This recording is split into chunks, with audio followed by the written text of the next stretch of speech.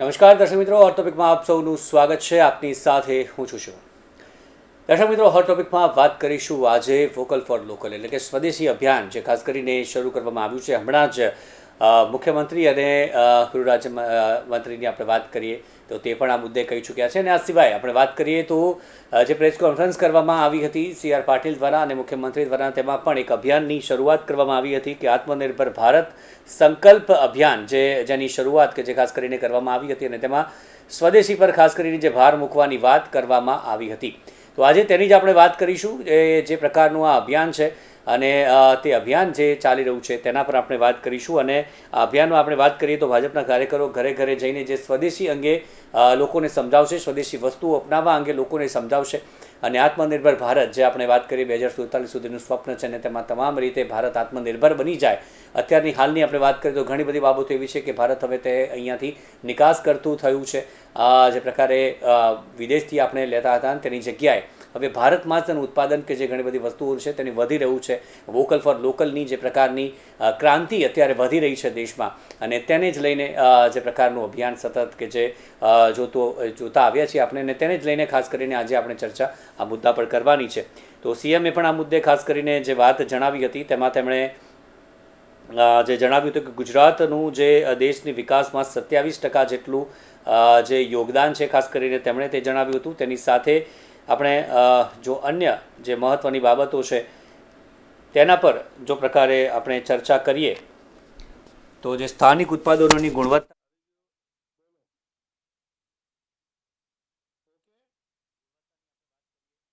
તે પણ જે પ્રકારે આંતરરાષ્ટ્રીય સ્તરની બનાવવી જોઈએ તેની પણ ખાસ કરીને વાત કે જે કરી હતી CR પાટીલે. આ સિવાય આપણે વાત કરીએ તો વિકસિત ભારતનો જે રસ્તો છે તે એકમાત્ર આત્મનિર્ભર ભારત થકી બની શકે છે, તે પણ એક તેમણે વાત કરી હતી. આ સિવાય આપણે વાત કરીએ ઘણા બધા સવાલ પણ ઉદ્ભવે છે કે જે પ્રકારે મોટી મોટી વાતો તો આપણે કરીએ છીએ, પરંતુ તેના માટેનું એક પ્રકારે નક્કર જે આયોજનની ખાસ કરીને આપણે વાત કરીએ તો તે કેવા પ્રકારનું છે, તૈયારીઓ કેવા પ્રકારની છે, લોકોને આ બાબત વધુને વધુ સુધી આ બાબત સુધી પહોંચાડવા માટે. કારણ કે અત્યારે લોકોમાં એટલી સમજણ ક્યાંક ને ક્યાંક હજી આવી રહી છે, તે આપણે ચોક્કસથી કહી શકીએ છીએ, તેને ન નકારી શકાય. આત્મનિર્ભર ભારત અંગે લોકોનું જે સ્વપ્ન છે તે ક્યાંક ને ક્યાંક આપણે લોકોના મુખે સાંભળતા હોઈએ છીએ, પરંતુ એ હજી વધુ તમામ લોકો સુધી પહોંચે તેના માટેનું ખાસ કરીને શું આયોજન છે, કેવી રીતે કાર્ય કરવું જોઈએ. આ સિવાય સામાન્ય નાગરિકો માટે જે વસ્તુઓની કિંમતોમાં જે પ્રકારે આના કારણે વધારો થઈ શકે કે એ પણ એક સવાલ ખાસ કરીને છે.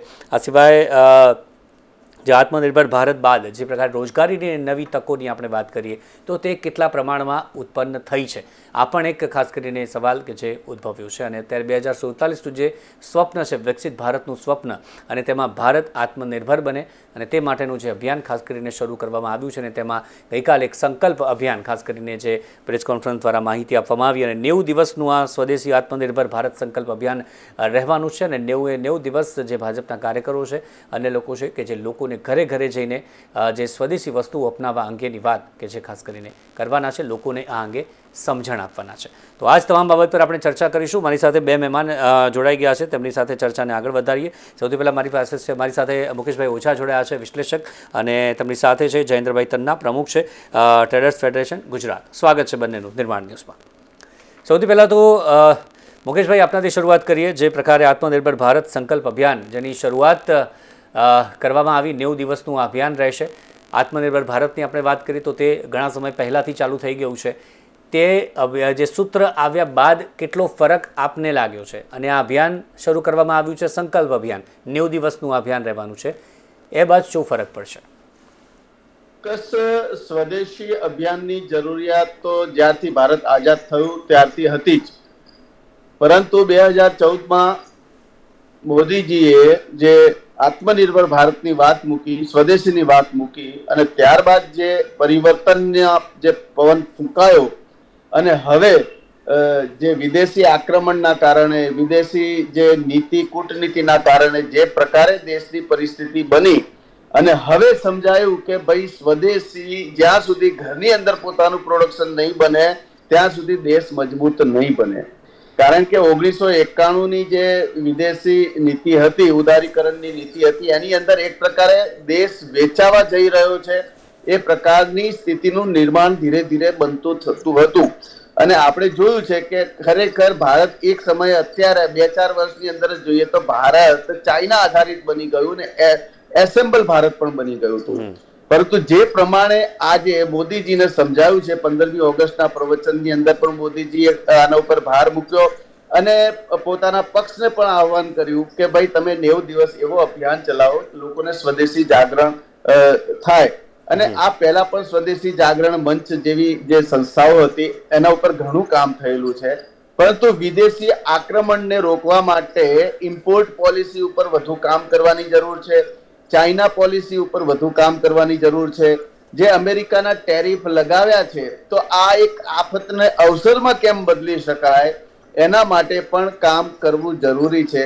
માત્ર રમકડા કે ગૃહ ઉદ્યોગ ચાઇનાથી જે આક્રમણ થતું હતું એને આપણે માત્ર ચાઇનાના આક્રમણ ન માની લઈએ, પરંતુ ચાઇના પણ પોતે જે છે એ એવી વસ્તુઓ ઇમ્પોર્ટ કરે છે કે જે ખનન પદાર્થ છે, કેમિકલ છે, જે પોતાના દેશને પોતાનું નુકસાન કરી શકે અને બહારથી આયાત કરીને પોતાનું કામ કાઢી શકે.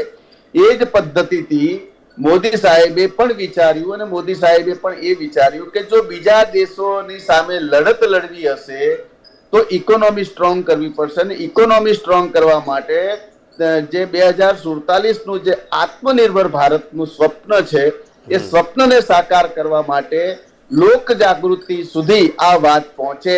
લોકો ઇમ્પોર્ટ જે દેશની અંદર પ્રોડક્શન થઈ શકતું હોય, કરી શકતા હોય તો ત્યાં રોજગારીની આવશ્યકતા વધારે છે. પરંતુ જે આપણે વિદેશી નીતિ આના ઉપર કામ કરે છે, કારણ કે અમારી જ એક પ્રોડક્ટ ભારતમાં બનાવીએ તો 100 રૂપિયામાં બને છે, પરંતુ એ જ વસ્તુ અમે ચાઇનાથી લાવીએ છીએ તો એ જ વસ્તુ 30 રૂપિયામાં આવે છે. એટલે ભારતની અંદર એ પ્રોડક્શન ક્ષમતા પૂરેપૂરી છે નહીં.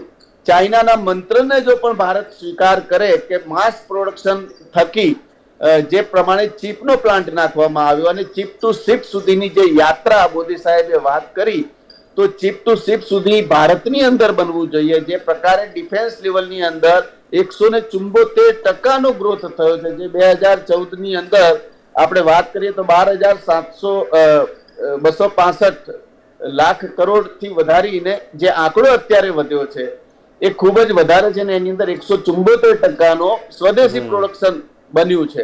હવે આપણે સ્વદેશી જે ડિફેન્સના ક્ષેત્રે આપણે એક્સપોર્ટ કરતા થયા છીએ.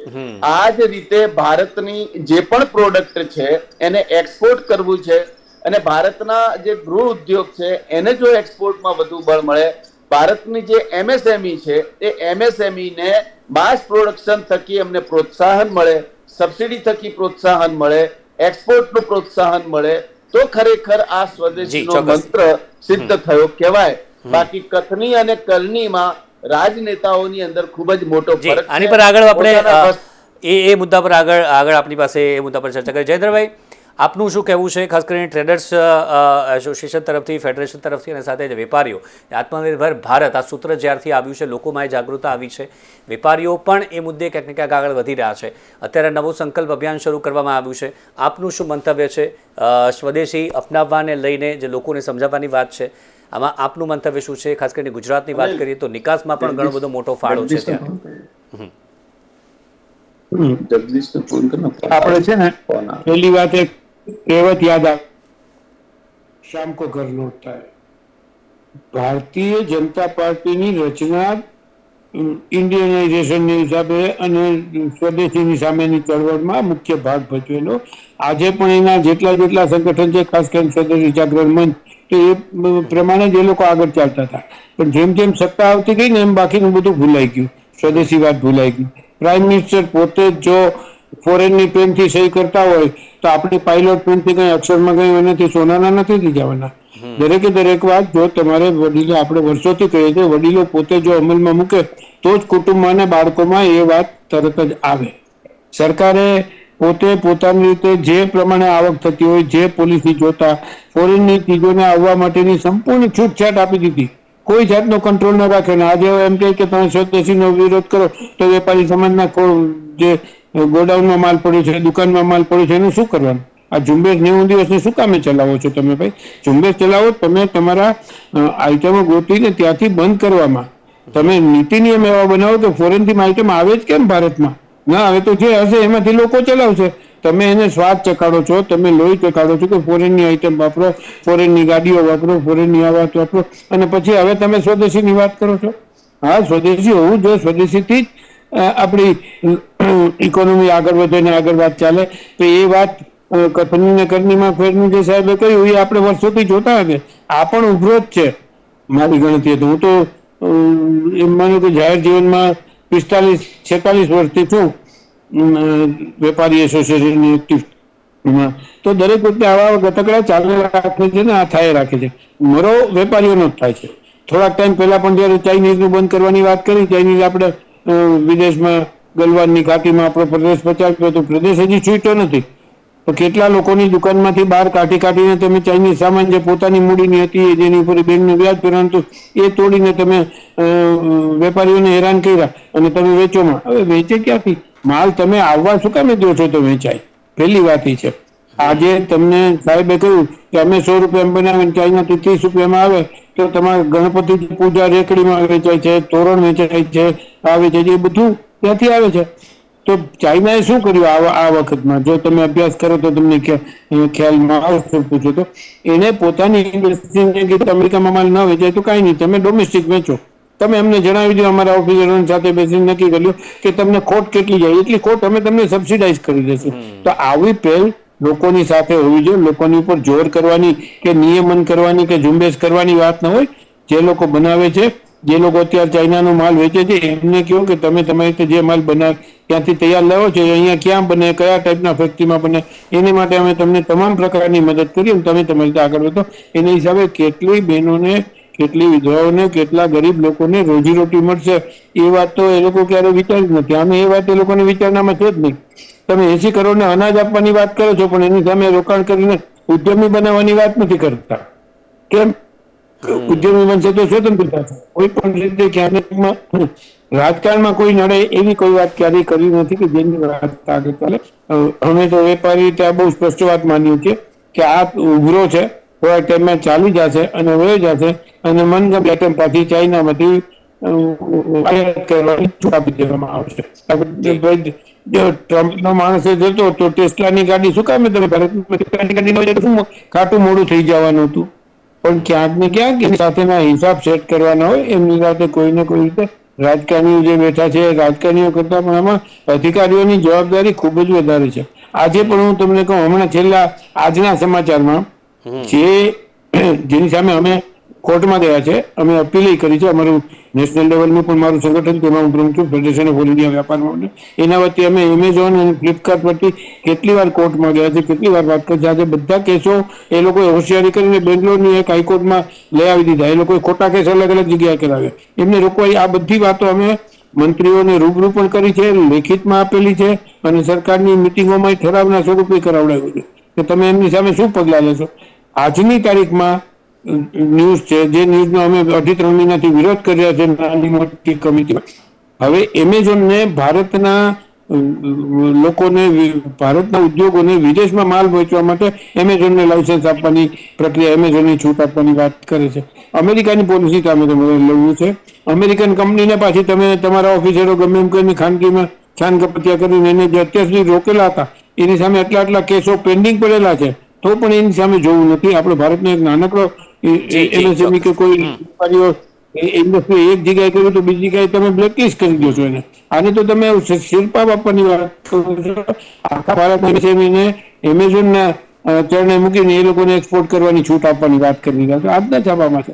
એટલે સરકારની નીતિ સામે આપણે જે વિદેશીની વાત, અમે દરેક વિદેશી છે, આપણે દરેકને આપણા દેશ બાબતે સ્વાભિમાન છે, સ્વદેશી છીએ, બધા જ ગમે ત્યાં સુધી સ્વદેશીને આપણે સાચવવાની વાત કરીએ છીએ.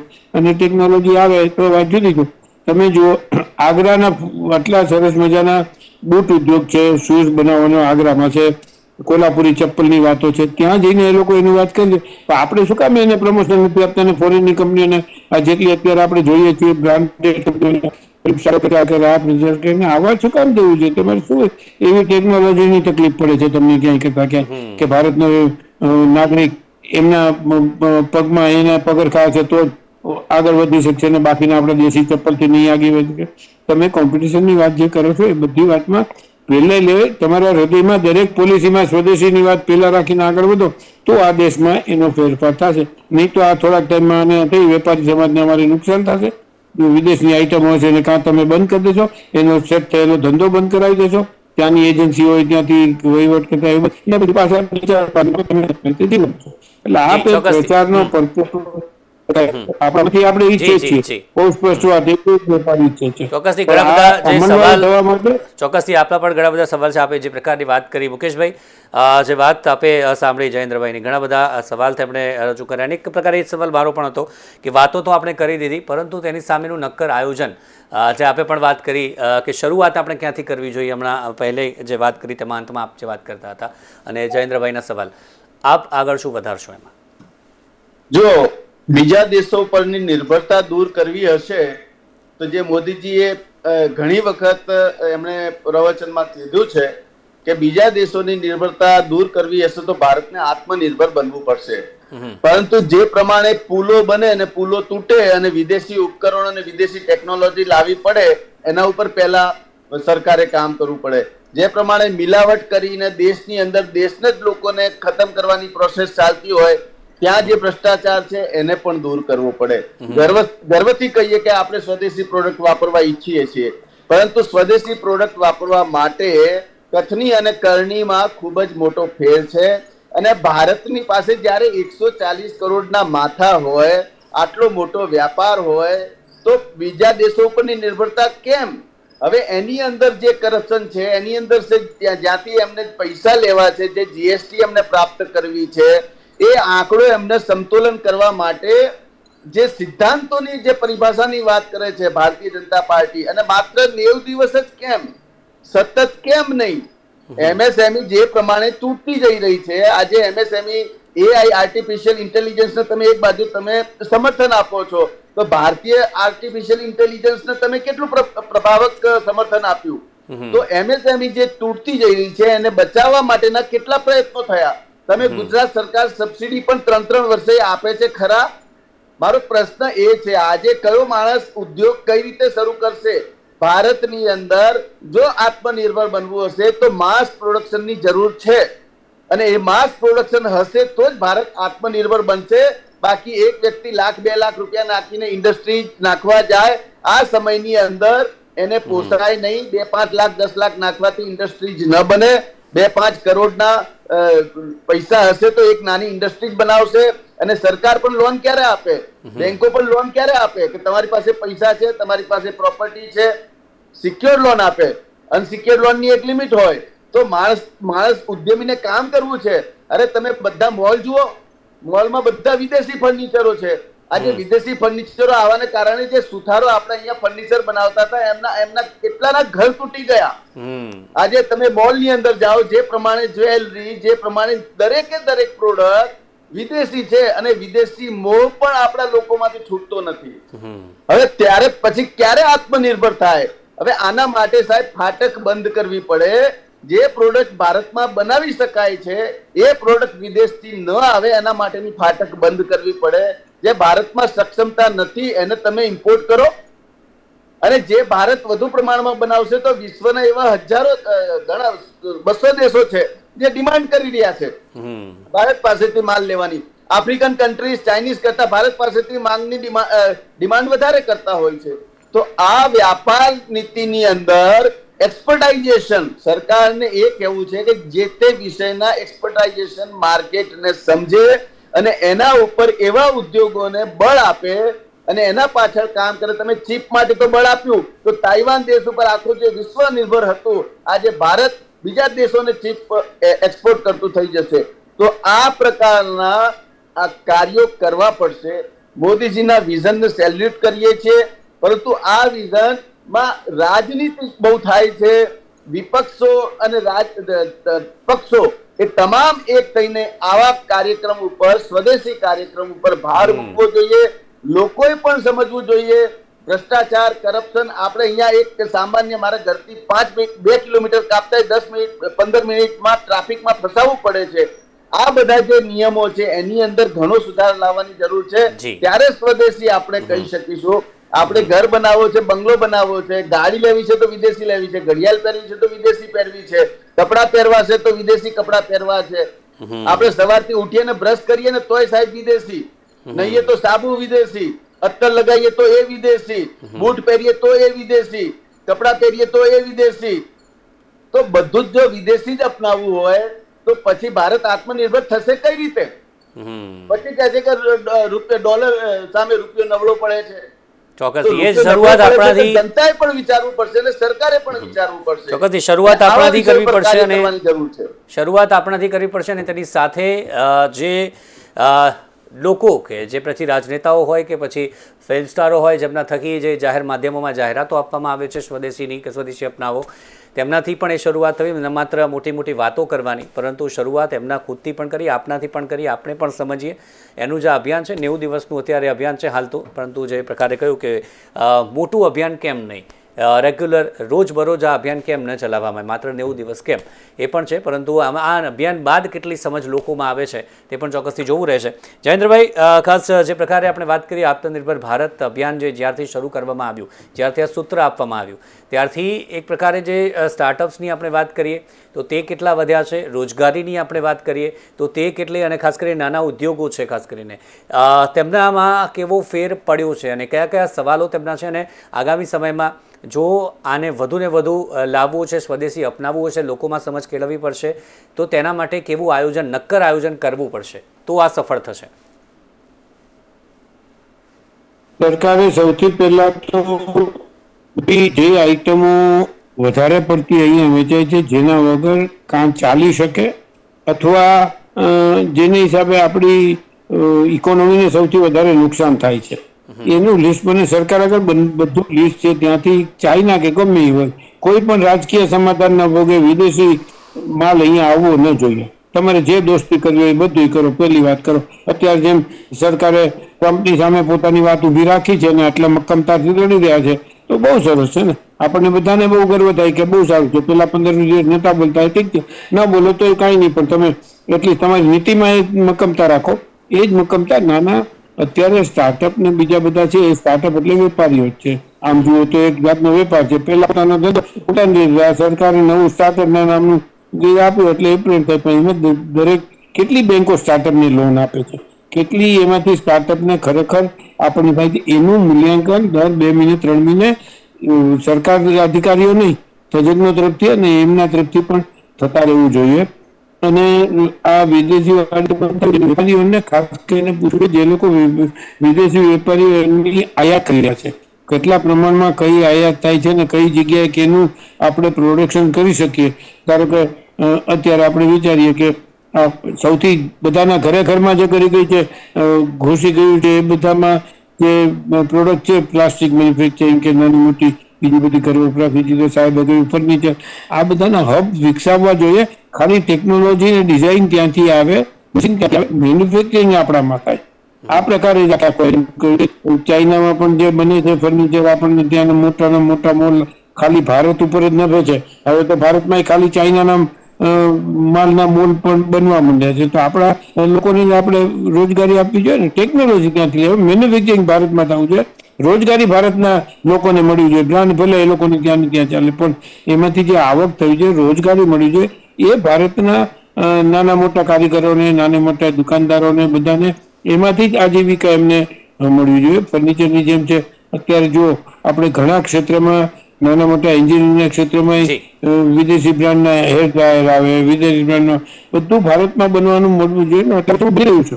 વર્ષો પહેલા આપણને ખબર છે કે ધારો કે મોબાઈલ માટે એમને જે ટેકનોલોજી લીધી એક રીતે સાચી છે કે બને છે ભારતમાં એટલે રોજગારી તો ભારતના લોકોને મળે, પણ એના જે કોમ્પોનન્ટ છે એ કોમ્પોનન્ટ ભારતમાં નથી બનતા, એ તો તમારે ઇમ્પોર્ટ કરવા પડે. એટલે ભારત ખાલી એસેમ્બલી જ કરી જાણે છે, એને બદલે ઇમ્પોર્ટ કરવાની પણ ધીમે ધીમે આપણામાં આવડત આવે, આપણામાં ક્ષમતા આવે અને આપણે બનીએ.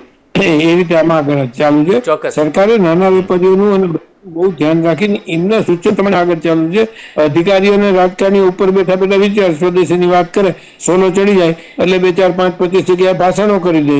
સાહેબ મોદીજીના વિઝનમાં વિઝન જેવું કઈ દેખાતું જ નથી કોઈ કરતા કોઈનું, ખાલી અધિકારીઓનું જ વિઝન દેખાય છે. અને રાજકીય રીતે જે ફોરેનની સાથે આંતરરાષ્ટ્રીય સોદાવાજી જે થઈ તેમાં ભારતના વેપારીઓનો, ભારતની પ્રજાનો અને ભારતની સ્વદેશીપણાનો પણ એમાં જ ભોગ લેવાયો છે અત્યાર સુધી. એમ અમારા જેવા વેપારી તો ચોક્કસ માને છે.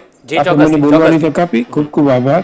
અને સાથે જ જે પ્રકારે આપણે અત્યાર સુધી વાત કરી અને તેમાં એક વાત એ પણ છે કે ત્રીજી સૌથી મોટી અર્થવ્યવસ્થા બનાવવાની છે અને તેમાં આત્મનિર્ભર ભારત એ પણ એક મોટો ભાગ ભજવી શકે છે. ત્યારે લોકોમાં કેટલી સમજ કેળવાય છે, આ અભિયાન થકી કેવી રીતનું કાર્ય કરવામાં આવે છે, અને અભિયાન બાદ લોકો કેટલા પ્રમાણમાં જે સમજ છે સ્વદેશી વાપરવા માટે. જી, સરકારે અડચણ ન કરે ને ઢાળ આપવાની જરૂર છે. બેંકોની આગળથી કરોડો રૂપિયા કોઈને કોઈ માનગમિતા લઈ જાય, હજારો કરોડ રૂપિયા લોકોને માફ કરી દે, એને બદલે નાના માણસોને આપો ને પૈસા, તમને શું વાંધો છે? જે કૌભાંડો કરીને અધિકારીઓ પેટ ભરી લીધા, પેલા બેન ચંદાબેન કોચર જેલમાં છે ત્યારે તો નહીં તો પ્રાઇમ મિનિસ્ટરના લિસ્ટમાં હતા. ચોક્કસથી તો સમયનો અભાવ છે, આપણે અહીંયા સમયનો અભાવ છે, આપણે અહીંયા રોકવા પડે છે. ચર્ચા જે પ્રકારે ઘણી બધી થઈ શકે છે, પરંતુ જે હાલ સમયનો અભાવ છે અને ચર્ચા એ જ કરી કે ક્યાંક ને ક્યાંક શરૂઆત આપણાથી કરવી પડશે અને એક પ્રકારે કથની અને કરની તેમાં ફેર ન હોવો જોઈએ. જે પ્રકારની વાત કરીએ છીએ તે પ્રકારનું કાર્ય પણ તુરંત થાય તો જ આત્મનિર્ભર ભારતનું જે સ્વપ્ન છે, વોકલ ફોર લોકલનું જે સપનું છે, કારણ કે અત્યારે દિવસ દરમિયાન આપણે સવારે ઉઠીએ છીએ તો રાત્રે જ્યારે સુવાનો ટાઈમ છે તેની વચ્ચે આપણે ઘણી બધી જે મોટાભાગની જે વિદેશી વસ્તુઓનો ઉપયોગ ક્યાંક ને ક્યાંક કરતા થઈ ગયા છે. તેમાંથી લોકોને સ્વદેશી તરફ વાળવાના છે, સ્વદેશી વસ્તુઓ તરફ વિશ્વાસ પણ એટલો જ કેળવવાનો છે. જો આપણે સ્વદેશી ઉત્પાદનો કરીએ છીએ તો તેની ગુણવત્તા પણ આંતરરાષ્ટ્રીય લેવલની હોવી જોઈએ. લોકોમાં એ વિશ્વાસ કેળવાવો પડશે તો જ લોકો કે જે સ્વદેશી વાપરતા થશે. અને તે મુદ્દે કેવું કાર્ય થાય છે તે પણ ચોક્કસથી મહત્વનું બની રહેશે. આ મુદ્દે ચર્ચા કરી મુકેશભાઈ અને જયેન્દ્રભાઈ બંનેનો આભાર આ ચર્ચામાં જોડાયા બદલ. Thank you very much. તો દર્શક મિત્રો, હાલ હોટ ટોપિકમાં બસ આટલું જ. ફરી મળશું નવા મુદ્દા સાથે. રજા આપશો. નમસ્કાર.